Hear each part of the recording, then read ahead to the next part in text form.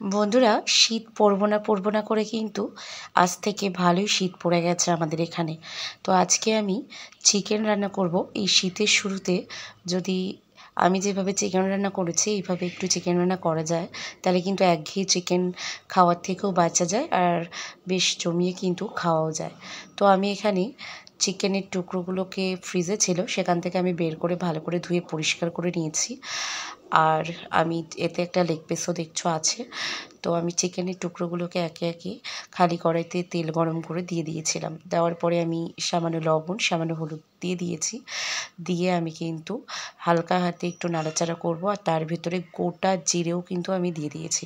তো গোটা জিরে দেওয়ার পরে একটু নাড়াচাড়া করছি, আর এই পরে যখন একটু বেশ ব্রাউন কালার চলে আসবে তখন আমি একটা মশলার পেস্ট ইউজ করব, যেটাতে আছে পেঁয়াজ, রসুন, টমেটো, শুকনো লঙ্কা আর জিরে, আদা।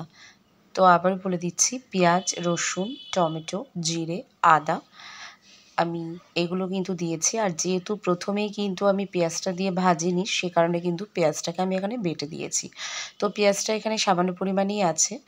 তো আমি সমস্ত মশলাটা দিয়ে খুব ভালোভাবে আমি একটু কষে নিলাম।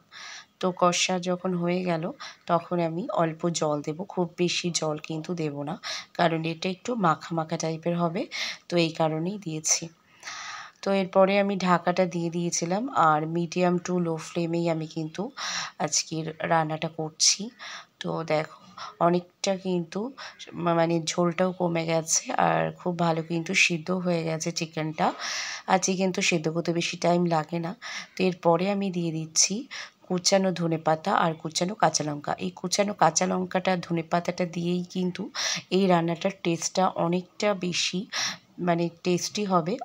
তো যে কারণে কিন্তু অবশ্যই করে কুচানো কাঁচা লঙ্কা আর ধনেপাতাটা অবশ্যই করে তোমরা ইউজ করবে।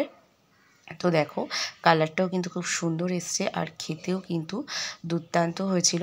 তোমরা অবশ্যই করে একবার ট্রাই করো কিন্তু এই রান্নাটা।